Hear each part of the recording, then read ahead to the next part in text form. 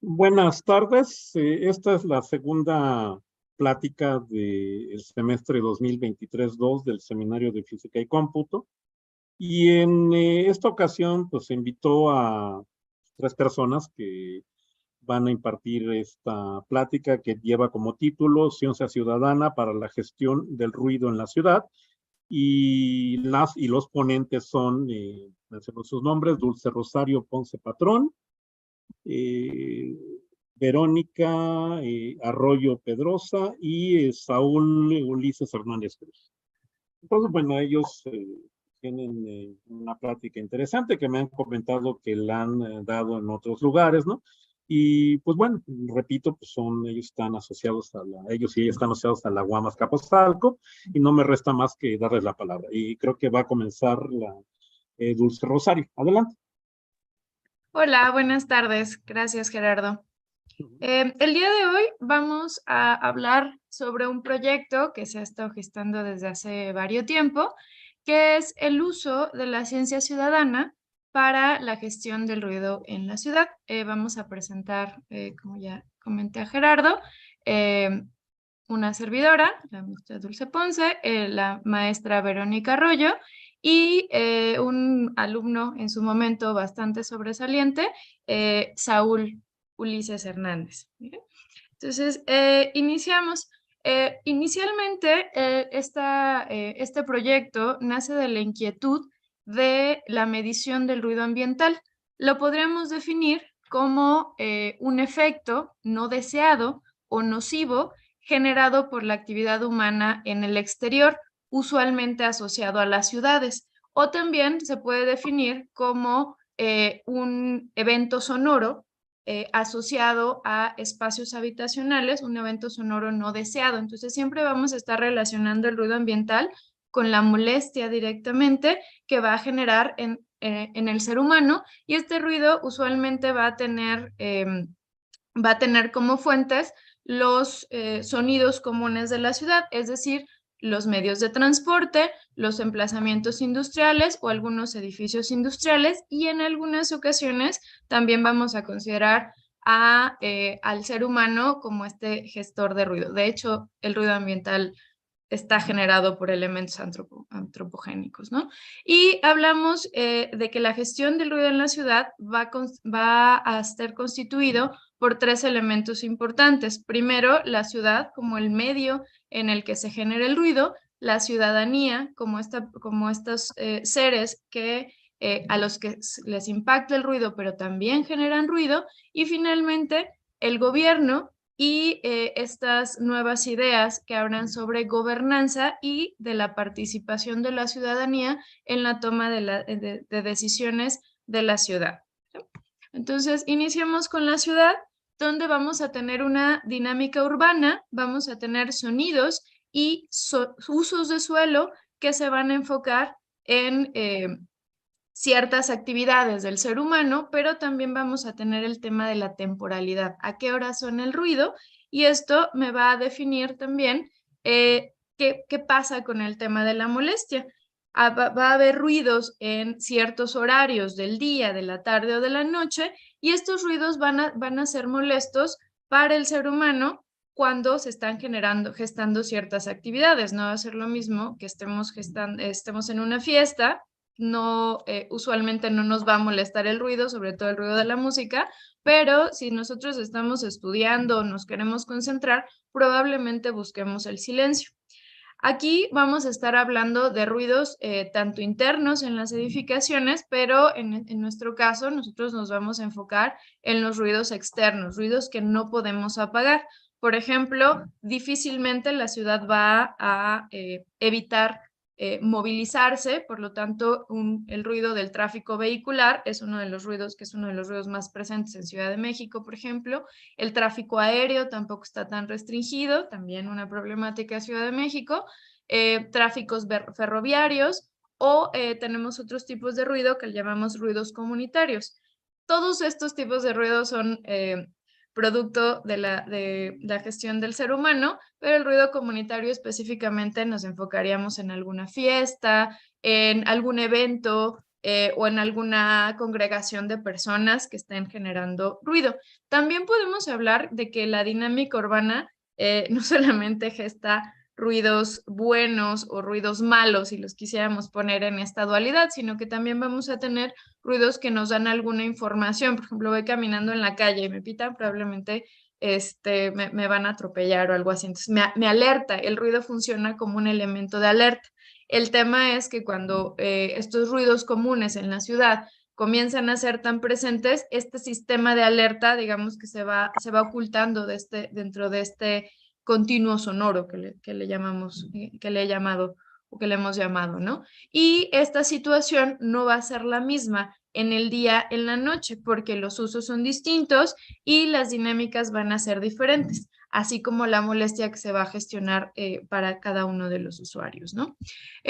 Así podemos hablar que el ruido en la ciudad, que es un conjunto de sonidos que pueden ser naturales, pero usualmente son generados por los seres humanos, se va a encontrar con el espacio y este espacio genera que el ruido o se acumule o se pierda, se absorba y también que estas dos variables, muchas variables, también van a cambiar con relación al tiempo. Pues no será lo mismo el día que la noche, pero tampoco va a ser lo mismo los ruidos que vamos a encontrar en diciembre, que son épocas de fiestas, o los ruidos que son en vacaciones, o los ruidos comunes a lo largo de una semana común o de una semana tipo, o igualmente no son los mismos sonidos que vamos a encontrar en Ciudad de México que en Guadalajara. No lo sabemos. Entonces ahí te empezamos a tener variaciones y eso complica un poco el hecho de que se pueda medir esta problemática o esta situación en la ciudad. En el caso de la Ciudad de México, tenemos un tema que es el tráfico vehicular. Es un tema completamente, pero además de esto, que es un problema de movilidad, resulta que también es un problema de ruido. En 2010, desde el Laboratorio de Acústica de la UAM, junto con la Secretaría del Medio Ambiente, se hace que es un primer acercamiento al problema del ruido en la ciudad, que es el mapa de ruido, y muestra, podemos ver ahí las vialidades importantes, solo el ruido de tráfico vehicular. Podemos notar ahí elementos en azul, que quiere decir que hay demasiado ruido en las vialidades principales de la Ciudad de México. Y me gustaría aclarar que este mapa todavía no está contando con ruidos, por ejemplo, del metro, del tren ligero o ruido de aviones, siendo que del lado derecho tenemos un plano que hizo ITDP, el Instituto de la Política de Transporte, donde vemos que el ruido, uno pensaría que el ruido se baja un poco en las horas no laborales, pero en realidad el tráfico es una situación continua a lo largo del día. No hay bajas de tráfico, sino hay un poco menos de tráfico, pero siempre existe tráfico en la ciudad. Entonces, lo analogamos con que siempre hay ruido, ¿no? También la manera en la que tenemos actualmente de medir el ruido es a partir de la intensidad del sonido. Una forma fácil, y digo fácil entre comillas de decirlo, es medirlo a partir de la presión. Y la presión la medimos en decibeles, es un diferencial de presión. Entonces tenemos un rango de medición que va de los 0 a los 120 decibeles, pensando en que existe un rango más amplio, pero arriba de los 120 decibeles resulta que nosotros llegamos al umbral del dolor y es probable que ahí, pues muy probable que ahí perdamos la audición o tengamos un problema muy importante. Eso no quiere decir que antes de eso no lo podamos tener, sino que ese es nuestro límite y resulta un poco comprensible al momento de compartir esto con la población, porque ya estamos hablando de presión, estamos hablando de decibeles, y resulta que 1 decibel y 2 decibeles no es el doble de diferencia. Por la construcción del sonido, resulta que esta es una variable logarítmica, ¿no? Entonces, se empieza a complejizar esto y también se complejiza que la gente retome estos conceptos y los pueda llegar a entender, ¿no? De entrada dicen, no, este es un concepto muy complejo, no es tan fácil, ¿no? Pero intentamos volverlo amable, ¿no? ¿Cómo se escuchan 60 decibeles? ¿Cómo se escuchan 100 decibeles? Que ya, aunque el límite es 120, ya llega a ser bastante molesto. Y también hay una relación entre la intensidad del sonido y entre la necesidad de silencio o la actividad que esté yo realizando. Entonces, ahí es donde entra la ciudadanía. La ciudadanía como este actor que siente, pero vive la ciudad, pero también se busca que sea este elemento que elija, vigile y que genere opiniones con respecto a este tema que veremos si le afecta o no, ¿no? Entonces, aquí, metiendo el tema de la ciudadanía, resulta que esos niveles sonoros o esa intensidad sonora sí es dañina con ciertos niveles a la salud humana. De hecho, la Organización Mundial de la Salud ya reconoce estos efectos negativos y lo va a catalogar como un problema global que se encuentra en aumento. Pero si nosotros hacemos una consulta general en la población, vamos a empezar por Ciudad de México, resulta que el ruido ambiental o la contaminación acústica no es considerado, primero, como un problema y segundo, tampoco es considerado como contaminación, ¿no? Pero si nosotros extendemos un poco más a datos, resulta que nuestra población joven ya tiende a verse afectada por pérdidas de audición, ya que está expuesta más de lo normal o más que otras generaciones a mayor cantidad de ruido, ya sea por el uso de audífonos o también por la exposición general que se encuentra en el ambiente común de una persona, ¿no? Entonces, aquí estamos bajando nuestros niveles de audición, pero también, bueno, vamos a hacer una generación que va a perder la audición un poco más jóvenes que otros, ¿no? Y ya se empieza a notar en estas generaciones de adultos jóvenes las pérdidas de audición, ¿no? También estas pérdidas pueden llegar a ser incapacitantes porque también limitan nuestra comunicación con otras personas, ¿no? También la Organización Mundial de la Salud dice, bueno, además de la pérdida de audición, también tenemos otros problemas asociados con la presencia del ruido o del ruido en la ciudad. Básicamente, los problemas que nos está mostrando es que pueden o existen disturbios del sueño, y otro que encontramos con alta correlación es que la exposición a altos niveles sonoros está relacionado con la generación del cortisol, que es la hormona del estrés. Entonces, ya se ha hablado mucho de lo que genera el estrés y entonces podemos decir que todo aquello que genera el estrés es una transversalidad de estar expuesto al ruido en la ciudad.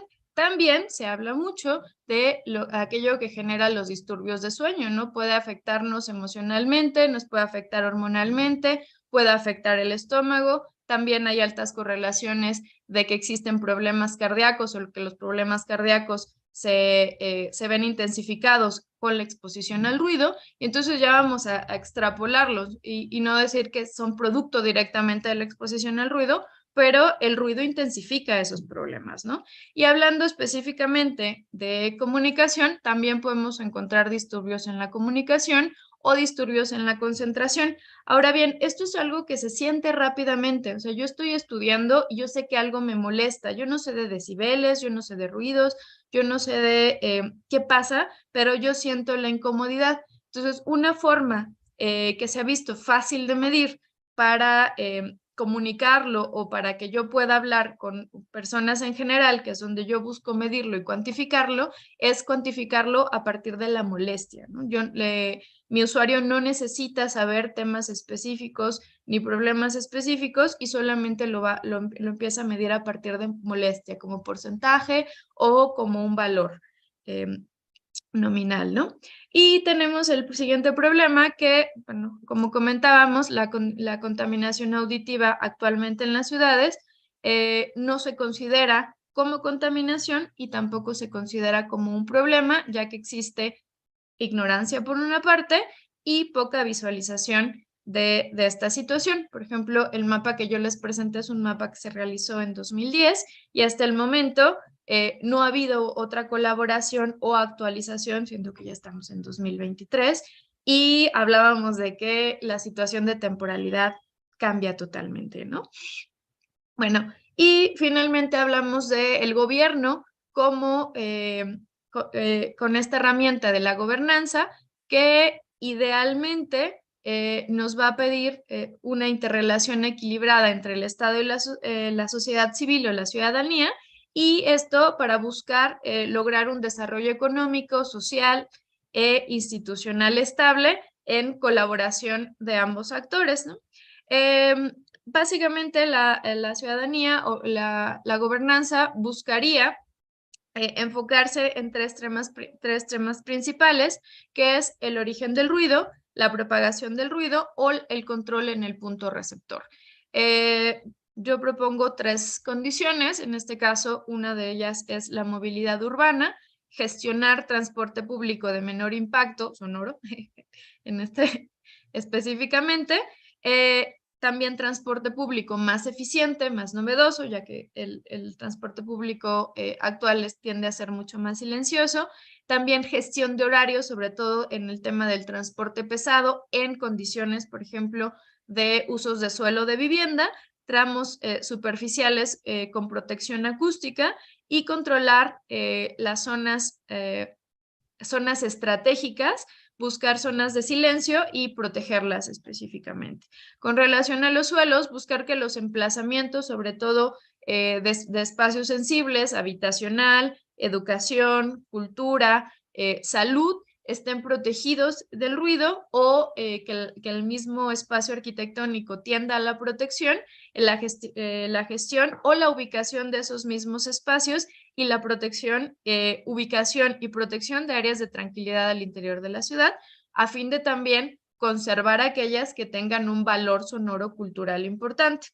Desde el punto de vista arquitectónico, bueno, actualmente no existen, por lo menos en México, reglamentos o no está considerado dentro del reglamento de construcción que en su caso, cuando exista necesidad, no se ha considerado la insonorización y debiera hacerlo, ya sea aislando elementos específicos o manejando los usos de suelo con relación a la función de las necesidades acústicas, ¿no?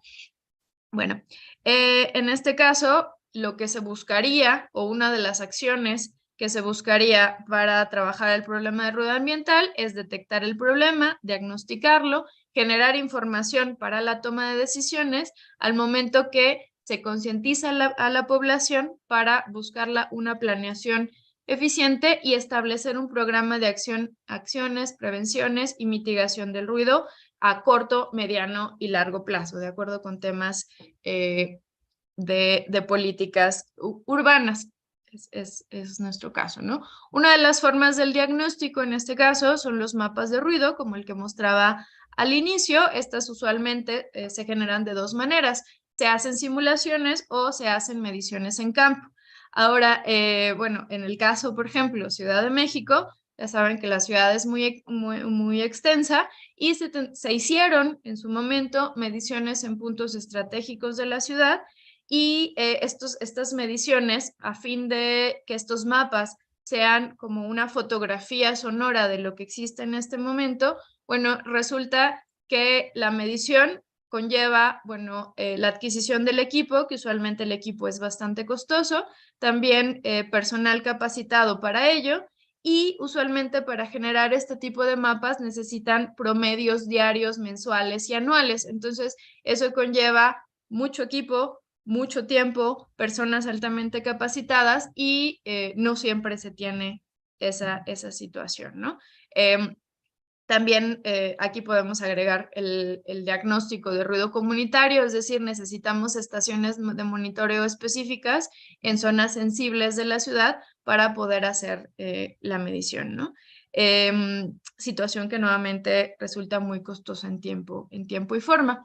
El diagnóstico conllevaría también, además de los mapas de ruido, identificar cuáles son los tipos de ruido en las ciudades, cuáles son los tipos de ruido más conflictivos, definir cuáles son los niveles sonoros promedio durante la ciudad. Usualmente se definen niveles sonoros diarios, o sea, 24 horas, diurnos. En el caso de México, por ejemplo, el nivel sonoro diurno está de las 6 de la mañana a las 10 de la noche, según el reglamento, y después de las 10 de la noche a las 5:59 de la mañana, tenemos el nivel sonoro nocturno. Y entonces nos dice el reglamento en México que durante el día el nivel sonoro en exteriores debe ser de 65 decibeles y en la noche debe ser de 55 decibeles, particularmente en áreas habitacionales, ¿no?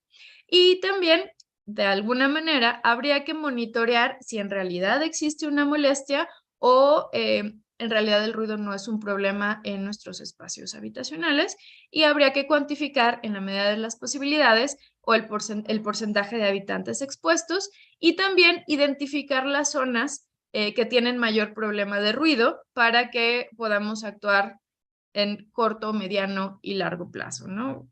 Es bastante trabajo. En este caso, el ideal sería que estos tres actores, la ciudad que genera y distribuye el ruido, la ciudadanía que genera y también le impacta el ruido, y la ciudad como este medio que busca que el ruido ambiental o busca espacios sostenibles y espacios, le llama la OMS, de calidad, gestione el ruido ambiental y lo meta dentro de la agenda pública para empezar apenas a minimizar los daños que ya existen actualmente en la ciudad, ¿no? A partir de políticas públicas, ¿no? Lo que ello conlleve. ¿Okay? En este caso, nosotros proponemos la ciencia ciudadana y nuestro proyecto como un elemento de cohesión de estos tres factores para poder avanzar hacia la gestión del ruido ambiental. ¿Vale? Y te cedo la palabra, Verónica. Gracias.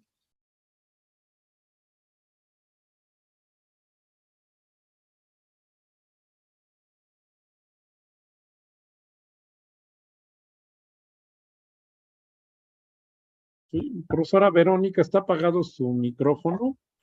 Ah, disculpen, disculpen, ya iba media plática, ¿verdad? Una disculpa. Bueno, retomando los conceptos que voy a tratar yo en este momento, serían dos principalmente. Uno que tiene que ver con las ciudades inteligentes o smart cities, y otro concepto que es la cuestión de la ciencia ciudadana. Si bien, como bien nos dice la profesora Dulce, no era tan fácil hacer estas mediciones y tener un resultado continuo de mediciones sonoras, porque era caro y el equipamiento era difícil de conseguir, pues en el 2016 se retoma el tema del mapeo de la Ciudad de México, sobre todo de la Ciudad de México, que después veremos que ya se hizo un tema mucho mayor, y empezamos fundamentándonos en lo que es la Smart City o ciudad inteligente.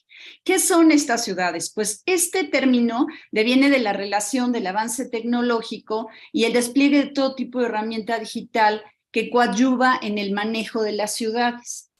Sin embargo, esto se maneja ya en ciudades en Europa de manera común,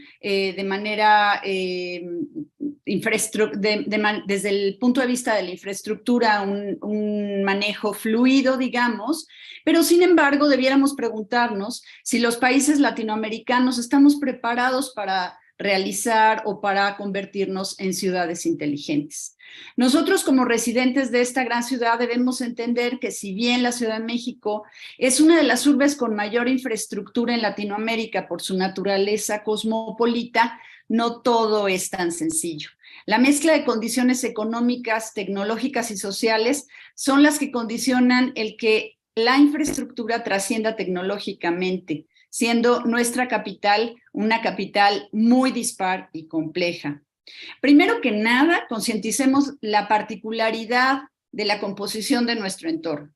Según la Organización la Organización de las Naciones Unidas, por primera vez en la historia de la humanidad, la mitad del planeta vive en las ciudades. Y en los países de Latinoamérica y el Caribe, el 80% de su población ya está viviendo en las ciudades. Según Cabrera Orihuela y Sicardi, tal estadística obliga a los gobiernos a promover un entorno social y tecnológico, ambiental e institucional propicio para el mejor desempeño de las actividades económicas y del bienestar social. Generar conexiones entre ambientes e individuos, que esto es lo que nos dice la profesora Dulce. Tenemos la gobernanza por un lado, la ciudadanía por otro, y esta gama, este gran espectro de ciudad con todos sus ruidos, y hay que hacer esa vinculación. La planificación urbana requiere de la implementación de tomas de decisión de gobierno, acorde al crecimiento de los centros económicos. La gobernanza debe de considerar la participación ciudadana dentro de las políticas públicas, lo que forzosamente cambia la estructura centralista de los gobiernos, que normalmente de eso tenemos bastante conocimiento en este país. Comunicación y ciudadanía para la gestión pública, nada descabellado en la medida que el desarrollo de la tecnología digital, celulares e internet sigue avanzando en su desarrollo. Eso por un lado, las Smart Cities, pero de pronto tenemos esta, si quieres la siguiente, Dulce, por favor. Tenemos este planteamiento. Si nosotros tuviéramos la instrumentación correcta, si tuviéramos toda la infraestructura desarrollada y pudiéramos tener en esta compleja ciudad toda la interconexión, entonces necesitaríamos un cerebro que estuviera generando el proyecto, que nos diera la metodología para nosotros poder interpretar. Y aquí Sicardi nos habla de estas 3 interconexiones, donde las Smart Cities o ciudades inteligentes quedan precisamente intercomunicadas cuando la instrumentación, la interconexión, queda supeditada a la metodología de esa inteligencia que lo prepara. Ahora, podemos pensar que si bien no tenemos toda esta infraestructura desarrollada en nuestro país, podemos apelar a otro momento, que es la ciencia ciudadana. La ciencia ciudadana implica un modo de pensar, tener un pensamiento observador y ordenado que no es privativo de los científicos. Cuando coleccionamos algo bajo una serie de principios básicos como observación y clasificación, esto ya genera conocimiento, y si este conocimiento lo compartimos con los científicos que analizan e interpretan los datos, estamos ya participando en hacer ciencia. Esa es la motivación que nosotros tenemos precisamente para hacer el desarrollo de esta aplicación que se llama Hobo. ¿Cuáles son las motivaciones o las 2 motivaciones que puede tener un ciudadano para entrarle a la ciencia ciudadana? Pues por un lado, puede ser una motivación lúdica, un tema afín, un gusto, un placer estético, o por afectación, que es un tema que dañe o afecte nuestro bienestar. Existen 2 proyectos muy interesantes que puedo ejemplificar con esto, que sería el de eBird, que pertenece al Laboratorio de Ornitología de la Universidad de Cornell. Se hace toda una colección por medio de la ciudadanía de pájaros, de aves, y esto hace un mapeo que a un solo científico le pudiera tomar años y muchos recursos su compilación. De alguna manera aquí los medios, los recursos que tenemos asequibles, cualquier tipo de ciudadano, una cámara fotográfica, un celular con una aplicación desarrollada por un parte científico, pues esto nos puede dar estadísticas muy claras. Y como ejemplo de la ciencia ciudadana por afectación, podríamos tener otro proyecto que se llama Cazadores de Crecidas, que es de la Universidad Nacional de Córdoba, Argentina, que es una zona en donde se inunda frecuentemente y los afectados contribuyen a este proyecto precisamente tomando fotografías, capturando datos y aportándolo a los científicos. De esta manera, dicha colaboración puede auxiliar a contribuir haciendo bases de datos de arriba hacia abajo, de abajo hacia arriba, para los ciudadanos, para los científicos, de los ciudadanos para los científicos que toman decisiones con un conocimiento experiencial de primera mano. Si quieres, pasamos a la siguiente, Dulce. Ok, pues aquí es en donde estamos con la resolución y la fiabilidad de los datos, precisamente porque es el científico quien va a hacer toda esta interpretación de datos. Efectividad en la comunicación visual, porque tenemos datos de primera mano. Si hay el ejemplo de la crecida de los ríos, lo tenemos asequible en el momento que hubo esa crecida.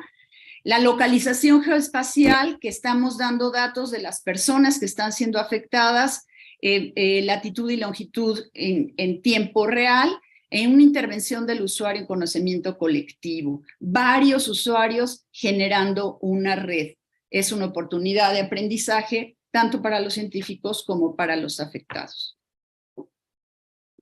Y pues aquí es donde tenemos este proyecto en donde estamos colaborando la profesora Dulce Ponce, Saúl Hernández y yo, que se llama HOBOB Alerta Ruido. Este es un proyecto de ciencia ciudadana dedicado al estudio y divulgación del ruido ambiental en la ciudad a través de conciencia, visualización y exploración de datos. Y esto es importante hacer énfasis. El primer mapa de ruido de la Ciudad de México medía el ruido, y eran aforos vehiculares lo que medía, era algo que no necesariamente se identificaba con la población. Nosotros lo que estamos midiendo es la molestia que este ruido genera en la población, algo que por afectación pudiera generar ciencia ciudadana. El objetivo de la aplicación HOBOB es concientizar y promover un medio ambiente más respetuoso en zonas urbanas, monitoreando por medio de la colaboración ciudadana de las zonas caóticas contaminadas por ruido. Los datos recabados por este monitoreo se emplearán para desarrollar mapas de las zonas de mayor impacto por ruido. Vamos a ver un pequeño video más adelante. Les voy a explicar un poquito cómo se desarrolló esta aplicación.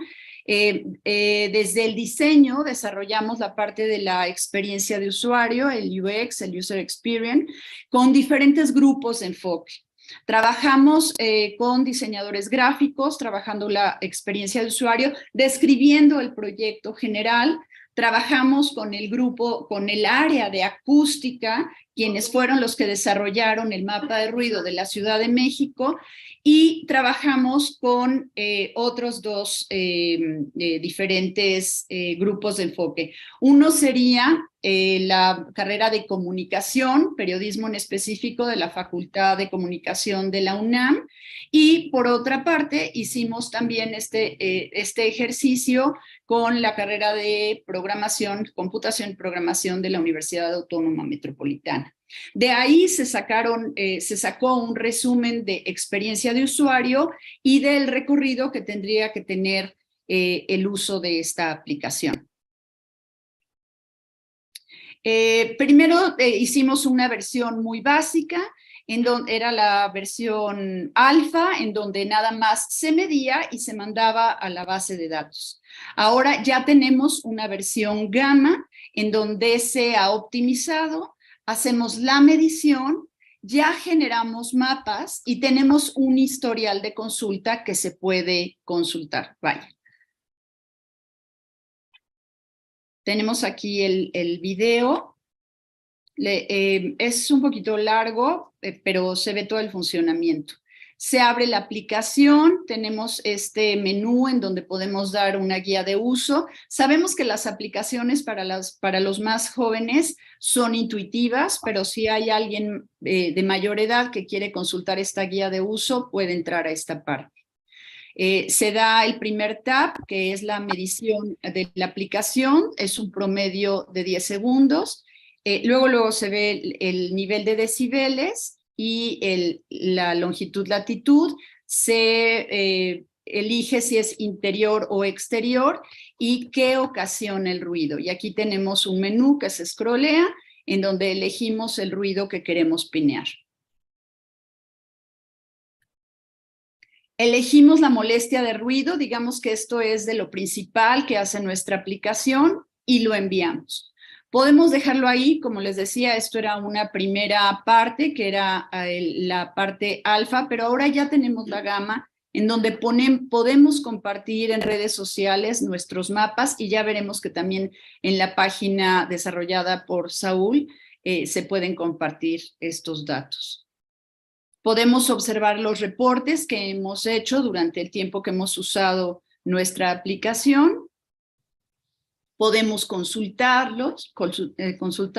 Vemos ahí tanto la geolocalización como el tipo de molestia que nos genera, como los decibeles, como la fuente de ruido.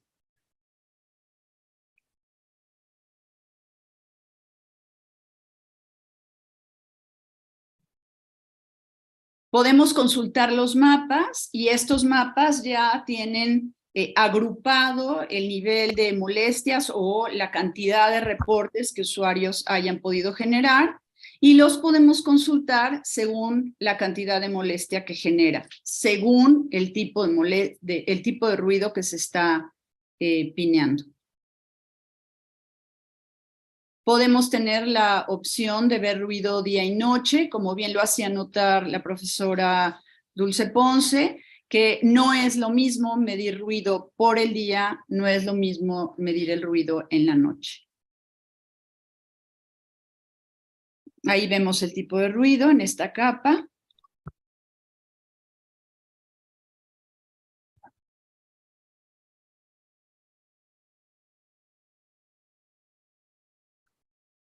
Y vemos de la misma manera los tipos de ruido día y noche.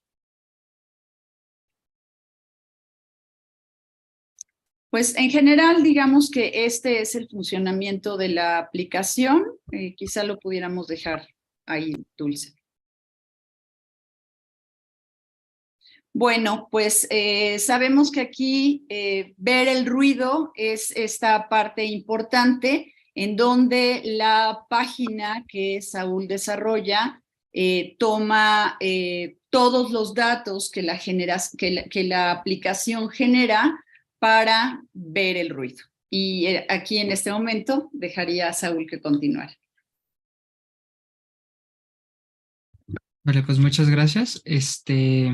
Yo también voy a presentar. Entonces, justo estamos en esto.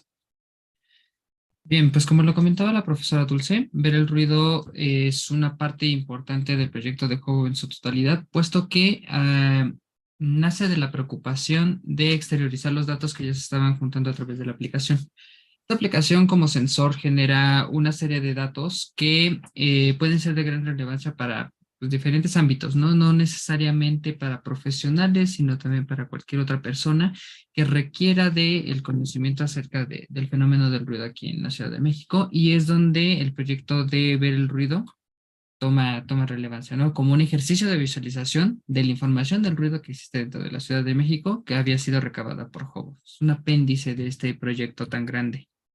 Bien, a grandes rasgos el proyecto de ver el ruido se focaliza y empieza su filosofía de construcción a través del diseño centrado en el usuario.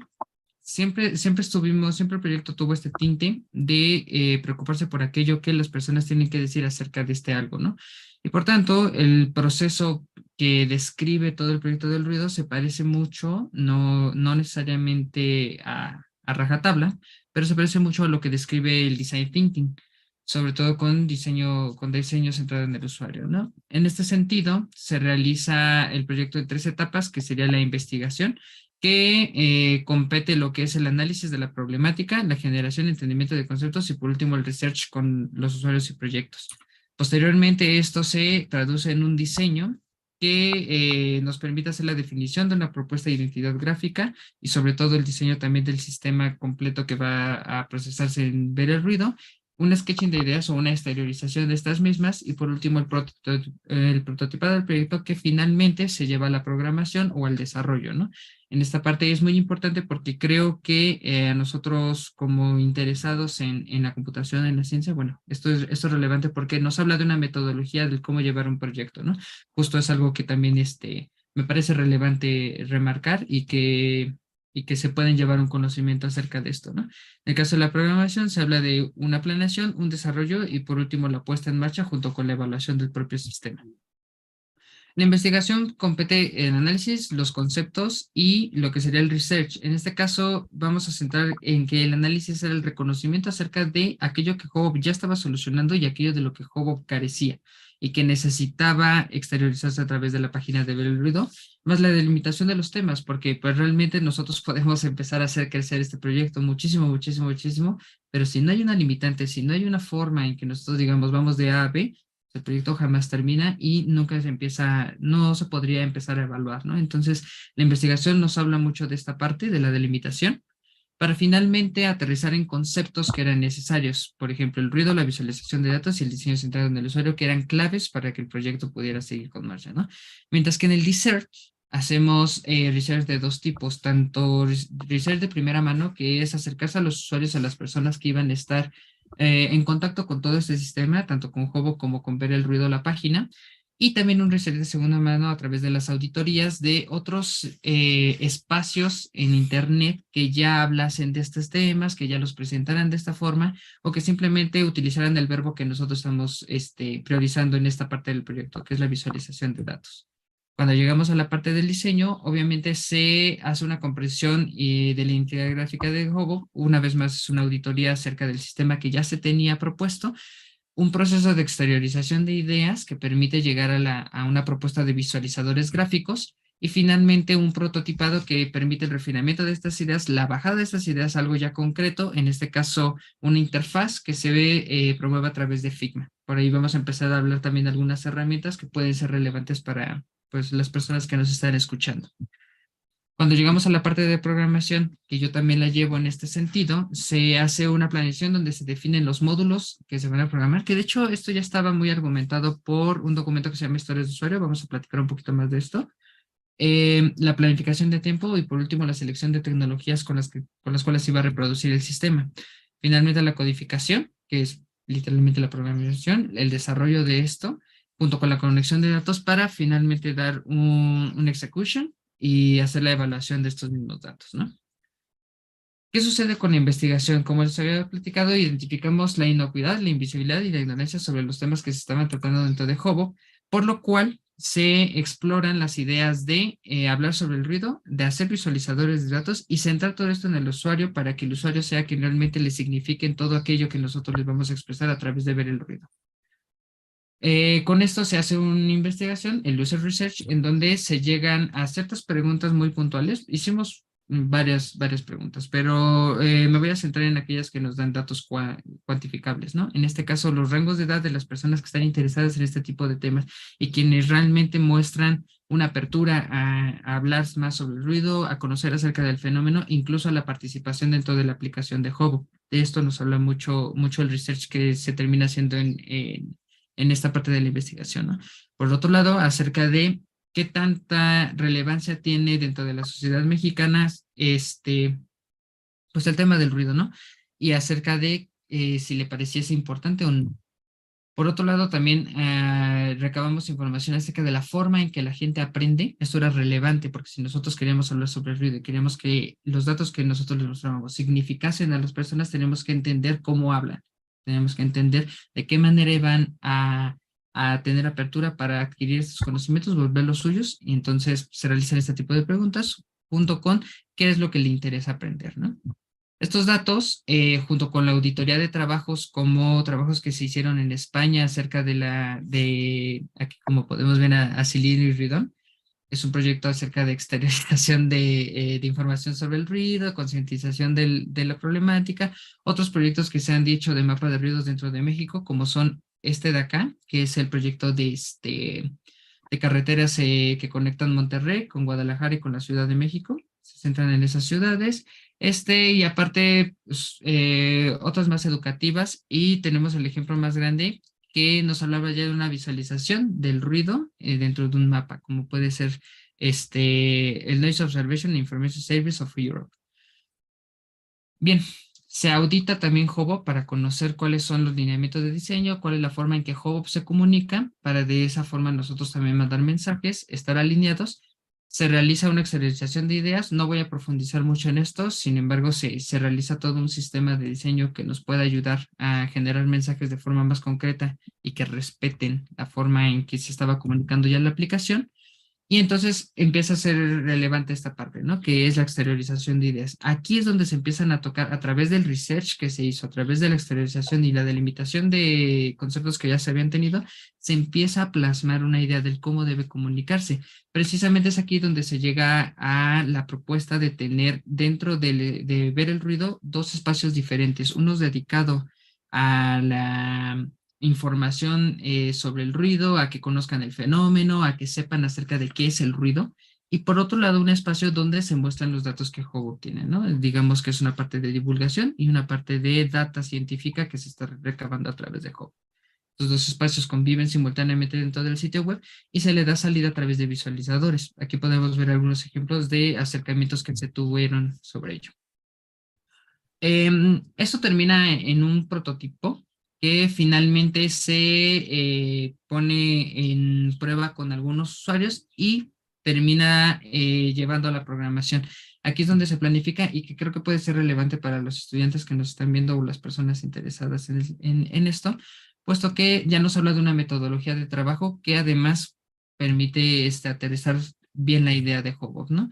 Primero se delimitan algunas herramientas para la administración del proyecto, que en este caso es GitHub y Visual Studio Code, herramientas que cualquier programador, cualquier persona que nos está escuchando en este momento, que sea programador o que esté en el área de computación, va a conocer, va a ubicar. Para el área de diseño, puesto que también se necesita generar gráficos, se necesita generar o coger cosas de los prototipos y así, bueno, utilizamos Creative Cloud, Figma, para la User Experience y 3D Builder para un modelo tridimensional que por ahí aparece. Y sobre todo las tecnologías de programación, dividiendo estas en la parte de JavaScript que nos permite para hacer el frontend, el CSS3 que nos permite hacer todos los estilos y bajar toda la gráfica que nosotros ya habíamos propuesto dentro del prototipo, NPM como un gestor de librerías de JavaScript y PHP como conexión a base de datos y en general el backend de parte del servidor. Se hace una planeación basada en Scrum. Esto también es muy relevante. La metodología Scrum nos permite ser ágiles dentro del proyecto y nos permite generar el proyecto de forma muy rápida. De hecho, para este momento ya el proyecto está ya en fases terminales, ya solamente requiere de algunos ciertos ajustes y es precisamente la metodología Scrum a partir de los sprints y la planeación correcta que nos lleva a esto, ¿no? De esta forma, a través de las historias de usuario que nosotros habíamos generado, una historia de usuario es en general hablar sobre la forma en que el usuario va a interactuar con el sistema y hacer un tipo journey o una línea de tiempo del cómo va a interactuar con el sistema y a partir de eso bajamos las funcionalidades, los requerimientos funcionales y los requerimientos no funcionales del sistema. De esta forma es que dividimos el sitio web en 3 módulos principales, que es las funciones generales, que compete toda esta parte. Después, la página del sitio, que sería el ruido, donde vamos a hablar sobre los conceptos del ruido. Y finalmente, lo que tiene que ver con ver el ruido, que es la data de Hubble ya puesta en marcha dentro de visualizadores gráficos, ¿no? Como pueden ver aquí, se nota el avance y el proyecto completo termina en 9 sprints, que son 25 horas semanales, 2 semanas cada sprint. Esto de acá nos habla de cómo se realiza este avance del proyecto, ¿no? Dividiéndolos en hora diseño, los cual nos muestra cómo avanza el proyecto en horas de diseño, cómo avanza el proyecto en horas de desarrollo, y finalmente el avance completo del proyecto, siendo que la parte más gruesa del sistema se encuentra al ver el ruido, ¿no? Que nos va desde el 31% hasta el 100%. Prácticamente el 70% del sistema se encuentra en ver el ruido y es por eso que requiere de 6 sprints y cachito. Finalmente, parte de la programación y en donde nos encontramos ahorita, el proyecto base está completo, el diseño responsivo es algo de lo que se está ya terminando prácticamente y finalmente un diseño adaptativo que también nos habla de la experiencia del usuario dentro de otros dispositivos como puede ser el celular, como puede ser una tablet o como puede ser cualquier otro tipo de sistema donde despleguemos esto, ¿no? Dándonos un total de 597 horas, 9 sprints, 5 meses, cosa que se está cumpliendo. Finalmente, los soportes sobre el proyecto los encontramos en Figma. Es un prototipo que de hecho es se puede buscar, se puede encontrar y pueden interactuar con este prototipo. Tenemos un repositorio en GitHub en donde se puede auditar el código. Tenemos algunas colaboraciones. Ahí existe una descripción sobre el proyecto para darnos una idea más profunda del cómo está construido y finalmente toda la investigación realizada que se bajó dentro de un documento de investigación se encuentra publicado en Issue. Estos precisamente son espacios que nosotros utilizamos también para la divulgación, ¿no? Porque el proyecto pues está pensado en que se termine divulgando. Y bueno, no sé si sea pertinente abrirlos, quizás mostrarles de forma muy rápida todos estos sustratos que les estaba platicando, digo ya nada más para concluir con esta parte. En el caso de nuestro repositorio de GitHub, como les había, perdón, nuestro repositorio de Figma, pues aquí tenemos una muestra de todo el prototipo que se hace, precisamente para bajar toda la experiencia de usuario, ¿no? Aquí podemos ver el trabajo realizado de diseño, que prácticamente era una página prototipada al 100%. Creo que estás mostrando la presentación todavía, Saúl. No permite mostrar, ¿verdad? Porque creo que no estaba presentando toda la página, solo estaba presentando. Sería... Listo. Como les decía, ¿no? Este es el prototipo que se baja y que se testea con usuario, que se revisa y que de hecho sí sufre algunas modificaciones al momento de llegar a la programación. Pero bueno, aquí podemos ver ejemplos de los visualizadores gráficos que se proponen, todo cómo se baja. Viéndonos de conceptos muy claros sobre el ruido, como en las áreas de estudio, cómo se mide el ruido, los efectos en la salud, componentes del ruido, legislaciones, clasificación, incluso hablar sobre cómo se escucha, cuál es el oído, cómo funciona el oído.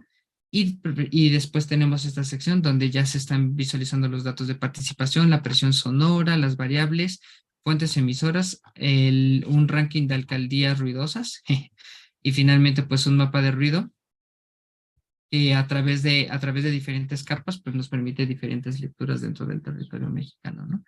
Y por último pues tenemos lo que les comentaba sobre nuestro repositorio de GitHub. Si gustan ir a verlo, aquí tenemos una breve descripción de todo lo que es el proceso.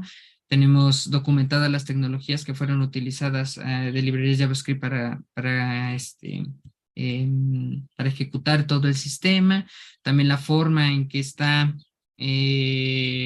documentado, porque el código se encuentra documentado, entonces una forma pequeña del cómo se puede configurar la extensión Better Comments para que puedan ver los comentarios de forma más adecuada, pues y también la parte de los autores, ¿no? Entonces, aquí está el repositorio de GitHub, también tenemos el prototipo. Y bueno, finalmente esto es para que la comunidad pueda aprender de cómo nosotros realizamos el proyecto y cómo es que aterrizamos todas estas ideas, ¿no?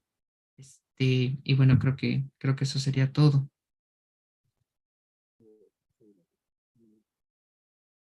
Bueno, entonces, ¿ya acabaron su exposición? Pregunta, ¿o quieren decir algo más? Bueno, para finalizar, yo me permitiría invitarlos por el momento a descargar la aplicación que está disponible de hecho, prácticamente para todos los países de habla hispana en este momento.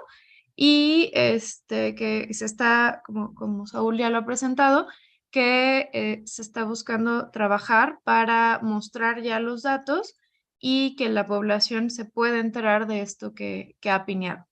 Muchas gracias. Muchas gracias. Bueno, entonces miren, estaba viendo si habían preguntas, por el momento no tengo nada. Bueno, hay cierta cierto retardo entre que se habla y pasa por YouTube. Entonces esperemos que vayan llegando, pero bueno, yo como moderador, pues quisiera pues, plantear algunas preguntas mientras llegan las de los espectadores, ¿no? Una de ellas es, bueno, muchas veces nos hablamos del ruido, de la intensidad, ¿no? De decibeles, pero también hay otra componente que es importante, que es la frecuencia. Aquí, digamos, han hecho ustedes estudios pues, de las frecuencias de los ruidos que hay en la ciudad y eso cómo puede afectar al, digamos, pues, no sé, llamaría el bienestar o al que la gente viva bien en la ciudad. Bueno, sí hay estudios. Por ejemplo, hay estudios de frecuencias comunes, ruido de tráfico, que son básicamente motores, va a tender a las bajas frecuencias. Eso, perceptualmente, hablando en términos de personas o de sensaciones, lo que se siente usualmente es que nosotros, las bajas frecuencias, el oído necesita que sean demasiado intensas para poder escucharlas, pero nosotros lo vamos a sentir a partir del cuerpo, son esas vibraciones que nosotros sí llegamos a sentir. Entonces pueden ser sonidos que no se sientan particularmente altos, pero que después de cierto tiempo ya van a llegar a sentirse cierta molestia. De hecho, la molestia de ruido urbano está relacionada, tiene una relación de tiempo-intensidad, ¿no? Mayor intensidad durante mayor tiempo, usualmente se habla de 8 horas o más de 8 horas de exposición, pero también cuando aumentamos la intensidad, también vamos a disminuir el tiempo de exposición porque las condiciones pueden ser más peligrosas. Por el contrario, tenemos otros ruidos, por ejemplo, el ruido de alarmas, que se pegan un poco más hacia las altas frecuencias. Este es el sonido, o el oído, perdón, las va a captar mucho más rápido. Nuestro oído es mucho más sensible a esas frecuencias. Por esa razón, las alarmas están enfocadas hacia esas frecuencias, porque nos van a encender en un término de alarma. Entonces, por ejemplo, vamos en el metro o en el metrobús, la alarma del metro o el metrobús tiende a sonar hacia esas frecuencias para que nos pongan la alerta de que las puertas ya se van a abrir, ¿no? Pero en términos de ruido ambiental, si bien en algunas situaciones, por ejemplo, ruido de industria, sí se busca jugar un poco con ciertas frecuencias. Usualmente en términos de ruido ambiental se busca preferentemente apagar la mayor cantidad de frecuencias.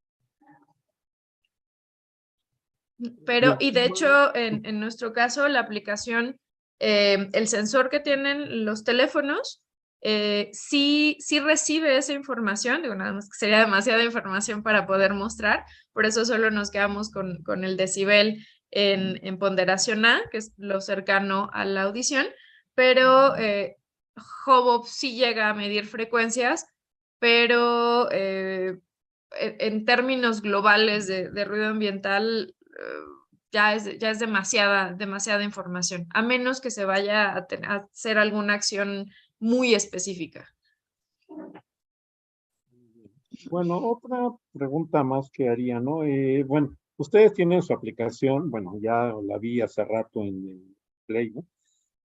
Pero bueno, para el proyecto que ustedes tienen también recurren a información de otras fuentes, por ejemplo, uno pensaría que la Ciudad de México tiene, o el Estado de México también, porque es la zona urbana, ¿no? ¿Tienen también proyectos para hacer mediciones de los niveles de ruido? Hay, bueno, proyectos, los que han trabajado las mediciones de niveles de ruido, bueno, está la UAM por su parte, en la Ciudad de México está la PAOD, que más que un proyecto se basa en la norma 005, donde establece los límites máximos permitidos. Entonces, sí existe un programa de medición, sobre todo de alerta, donde se hace un reporte y el reporte tiene cierto seguimiento, y ya ahora que se ha fortalecido a la PAOD como institución, este reporte y posterior medición que realiza la PAOT puede tener consecuencias legales. También, por su parte, está el Instituto de Metrología, que también ha realizado algunas mediciones, y el Laboratorio de Acústica y Vibraciones, que también por su parte me parece que tiene un estudio de Coyoacán, y no recuerdo, no recuerdo otro. En Guadalajara también hay una asociación ciudadana que también está buscando minimizar el ruido, no recuerdo el nombre en este momento. Y en Mérida también hemos tenido algunos contactos, en Zacatecas también, que están buscando tener estos reportes de, ¿cómo le llamaban? Pero de ciudades, de centros urbanos históricos, ¿no? Sí. Pero se me fue un poco. Entonces, Mérida y Zacatecas buscaban controlar el tema del ruido. En Zacatecas ya no hemos tenido tantas noticias y en Mérida han sido más activos, ¿no? Precisamente es el proyecto de las Smart Cities. O sea, se buscan capitales que sean cosmopolitas, que reciban turistas, y de alguna manera lo que se busca es que el ruido no moleste a estas personas. En Zacatecas, la primera vez que nosotros probamos Hobo, la versión alfa de Hobo, era el ayuntamiento que nos solicitaba hacer estas mediciones de ruido en el centro de la ciudad. Porque además sabemos que la configuración de la ciudad de Zacatecas, que es como una pequeña olla, el centro histórico, además barroco, pues la resonancia del ruido afectaba mucho al turismo, y de alguna manera las personas estaban migrando porque el comercio y los ruidos comunitarios, las bocinas que empleaban los jóvenes en las noches, incidían en la molestia del ruido en los hoteles del centro de la ciudad. Entonces, bueno, se está buscando precisamente en estas ciudades coloniales convertirlas en un polo turístico más agradable, digamos, con una acústica más noble para el visitante, y de alguna manera, pues de ahí devienen estos proyectos, ¿no? Que también recordemos que el tema del ruido es un tema cultural. Recordando que tenemos diferentes sensibilidades, ¿no? Puede ser cultural, puede ser un tema etario también, ¿no? Ahí conllevan otras áreas del conocimiento. Nosotros la tocamos desde lo arquitectónico, desde lo urbano, pero también puede ser atacado desde lo social, desde lo biológico incluso. Hay algunos estudios que hablan de factores de cómo cambian los cantos de las aves en ambientes urbanos y cómo se mantienen en ambientes un poco más naturales. Entonces, pues, sí hay una búsqueda latente del ruido. Bueno, miren, ya llegaron un par de preguntas, la misma persona, ¿no? Es María Sabina Ruiz. Primero, es un comentario rápido, interesante su presentación. Y la pregunta es, ¿cuál es el objetivo final de su trabajo? Enviarlo al gobierno local para que tome medidas, y de qué tipo serán esas medidas. Okay. Inicialmente, bueno, no sé si lo quieres comentar, el trabajo inició por el tema de acercarnos al gobierno, o sea, es decir, que la aplicación funcionara como parte del gobierno para que se tomaran las alertas y se pudieran generar acciones de una manera muy rápida, ya que, entre que PAOT no tenía la funcionalidad una funcionalidad legal tan fuerte. Pero el proyecto ha ido migrando. Nosotros somos académicos, entonces lo que buscamos desde los dos lados, a mí me importa un poco más el tema del urbanismo y el tema del ruido, y también nos interesa el tema de la conciencia. Entonces, partimos del tema de la conciencia, pero también se busca gestionar o tener una mayor base de datos para empezar a generar instrumentos de planeación. si hacia gobierno le interesan esos datos, Hovo es una aplicación gratuita, lo mismo que los datos. De hecho, la línea de la página web es de que la ciudadanía tome los datos y comience a tomar decisiones con respecto al ruido.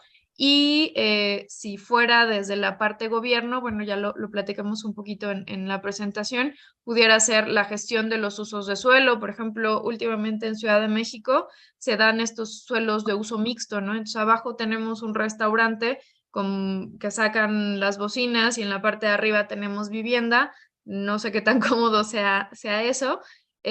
Podríamos restringir un poco el uso mixto o limitarlo a ciertas áreas, ¿no? Que solamente en ciertas zonas que no sean de vivienda o que no tengan usos sensibles se puedan ubicar esas zonas ruidosas. Por otra parte, también hablábamos de gestionar reglamentos en términos arquitectónicos cuando se necesite y cuando el ruido no se pueda controlar. Por ejemplo, hablamos mucho del ruido por tráfico vehicular o el ruido de movilidad. Difícilmente vamos a poder detener la ciudad, entonces en esos casos bien valdría la pena que se integre en los reglamentos de construcción la necesidad de insonorización, ¿no? Por otra parte, y respondiendo un poquito al respecto, también tenemos, bueno, esa voluntad política que puede ser una cuestión sexenal, cuatrianual, del interés de tomar un mapa de ruido, pues, como algo de reglamentación, ¿no? Nosotros venimos pasando de 3 años de pandemia en donde la economía se detiene y sabemos perfectamente que estas calles, no sé, yo me remito, por ejemplo, a la avenida Álvaro Obregón, en donde es un corredor de bares y restaurantes ruidosísimo, pues tomar medidas al respecto no sería tan fácil en este momento. No hay necesariamente el interés del gobierno por hacer este mapeo. Nosotros nos estamos concentrando en esta molestia por ruido, pues ofreciéndolo a quien esté interesado desde algún ayuntamiento, como en algún momento lo hicimos en Zacatecas. En octubre del año pasado, después de presentar Hovo en un congreso en Sao Paulo, nos invitaron de Minas Gerais, de Belo Horizonte, la capital de la ciudad de Minas Gerais, porque están interesados aún en desarrollar el mapa de ruido de la ciudad de Belo Horizonte, y ellos les parecía importante que la ciudadanía les brindara una primera base de datos de molestia para ellos después pasar a hacer el mapa de ruido en zonas específicas, ¿no? Tienen el equipo, ya lo compraron, pero de alguna manera hacer el comparativo de datos con el dato duro científico y con el dato de la ciudadanía, para ellos les parecía representativo. Comentábamos al principio de la exposición que nosotros hicimos esta misma presentación para el Ayuntamiento de Belo Horizonte. La presentación duró 1 hora y las preguntas 3, porque la ciudadanía estaba involucrada, digamos, en este proyecto y están muy interesados. Y sabemos, pues, ahora ya sabemos que esa ciudad es una ciudad ruidosa. Y también me gustaría también ampliar un poco con esto que acaba de mencionar la maestra Verónica. Los mapas de molestia no sustituyen a los mapas de ruido, sino complementan la información. Nosotros lo proponemos para que se definan, una de las partes de la propuesta es que se definan acciones, ¿no? Y tampoco eliminan el trabajo de un ingeniero acústico o de alguien especializado, simplemente identifican problemas de manera que si nosotros lo identificáramos en una metodología común, nos llevaría meses, años incluso, y esta metodología lo que busca es obtener datos, a lo mejor baja un poco la calidad de los datos, pero obtenemos mayor cantidad de datos, me permiten tomar decisiones de cuáles son las zonas más afectadas y por qué, y una vez que ya tomé esa decisión ya puedo compartir esta información con el experto de acuerdo a la necesidad que se haya identificado, si la necesidad es urbana, si la necesidad es arquitectónica, si la necesidad es a lo mejor sociológica, no lo sé, ya se pueden derivar a otras áreas de conocimiento, ¿no? Sí. Bueno, la segunda pregunta de María Sabina Ruiz es, ¿cuántas personas han participado en esta aplicación hasta el momento? Supongo, ¿cuántas personas han utilizado Hubbox ahora?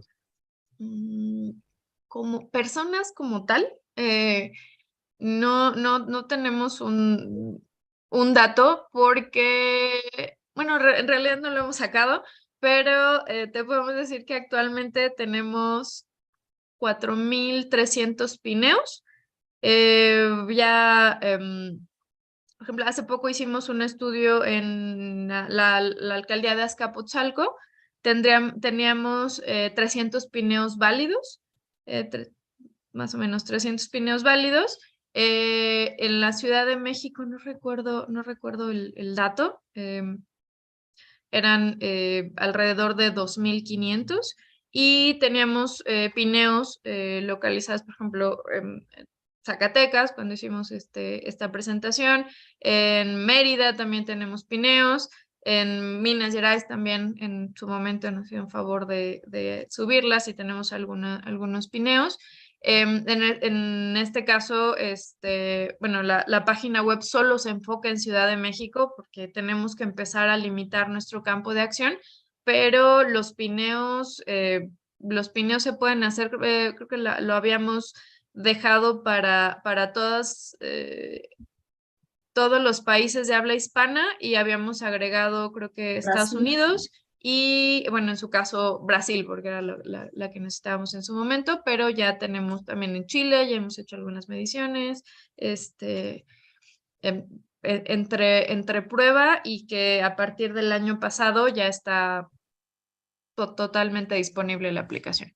Estado de México, ¿no? También que son los conurbados a la ciudad. Sí. Bueno, una pregunta más que acaba de llegar de Felipe Olvera Ortega. Ya que se tienen los datos, ¿es que llegara a existir un nivel de ruido alto? ¿Qué medidas se podrían tomar al respecto? Depende de por qué el ruido es alto. Usualmente en la práctica se controlan tres cosas. Se controla el medio por el que se genera el ruido, se controla la fuente de ruido o se controla al que está recibiendo el ruido. Entonces, depende de que definamos que está generando el ruido, podríamos generar las acciones. Por ejemplo, si definiera que estamos en una calle y la calle es una calle muy angosta y por reflexión está aumentando el nivel sonoro o está potenciando el ruido, a lo mejor ponemos algo de absorción en la misma calle o algunas formas, ¿no? Bueno, resulta que estoy afectando a mi vecino, yo puedo, o lo políticamente correcto sería dejar de hacer ruido, pero si no voy a dejar de hacer ruido, probablemente podría aportar en la insonorización de su casa, ¿no? O de los espacios más sensibles de su casa, por ejemplo. Depende ahí el ruido, por eso decimos qué tipo de ruido y de acuerdo a ese tipo de ruido ya nosotros vamos a tener que actuar. También me preguntamos, ¿el ruido es interior o el ruido es exterior? El ruido interior en teoría sería mucho más fácil de combatir, ¿no? O lo que hace la PAOD, ¿no? Me acerco y hago un acuerdo entre partes cuando el ruido es entre particulares y llegamos a un acuerdo. Tú bajas a tu ruido, que sería lo más políticamente correcto, o desde la técnica tú solucionas ese problema. Hay muchas cosas. Y bueno, por otra parte también uno de los móviles que nos hizo también desarrollar esta aplicación es la conciencia, ¿no? Generar la conciencia. Y de alguna manera hemos tenido casos, voy a citar uno que nos pareció hasta cierto punto simpático, pero creemos que eso pudiera casi que incidir más que la voluntad de los gobiernos. es que uno de los jóvenes que ha intervenido en este trabajo vive en el Estado de México y localizamos muy cerquita de su casa muchos pineos y hablamos con él y era el perro de los vecinos, los perros de los vecinos. Y eso nos decía él, es que yo ya guardo mis perros. O sea, esta aplicación ha hecho que ya caiga yo en conciencia de la molestia del ruido. Y también dentro de la exposición de la profesora Dulce lo decíamos, el ruido no se toma como un contaminante, estamos habituados, está normalizado el ruido en nuestras vidas y de pronto cuando el ruido se calla, nosotros entramos en paz, ¿no? Y yo creo que esa es también una cuestión, el hacer ver al otro que el ruido está molestando a tu salud, pero también está molestando al de enfrente cuando tú generas ruido, ¿no? Entonces, creo que también uno de los objetivos claros de esta aplicación, que también necesita un financiamiento para hacerle promoción, etcétera, ¿no? Porque esto por ahora está ceñido a un trabajo de investigación y de desarrollo académico, pues sería precisamente eso, ¿no? Compartir con la ciudadanía, que se animaran a pinear el ruido, que nos ayudaran a hacer mapas por molestia de ruido y que esto coadyuvara con la concientización. Bien, pues miren, no tengo más preguntas, bueno, no han aparecido aquí, ¿no? Si no, bueno, entonces resta pues, agradecerle a ustedes tres que nos dieron esta plática muy interesante, ¿no? Además, que se ve que tiene futuro este proyecto, ¿no? Les agradecemos y también agradecemos a todos los espectadores el haber seguido esta plática, ¿no? Vamos a tener todavía una segunda plática sobre acústica arquitectónica, que se llama, ¿no? Para el 29 de marzo, en 2 semanas, ¿no? Ya les avisaremos, ¿no? Y bueno, pues creo que con esto acabamos ya la plática. Y entonces, bueno, pues muchas gracias, ¿no? Nuevamente a los ponentes, a las y los ponentes, ¿no? Muchísimas gracias. Gracias. Muchas gracias a ustedes, a la Facultad de Ciencia por habernos invitado. Muchísimas gracias. Bueno, pues, está bien. Bueno, pues, hasta luego.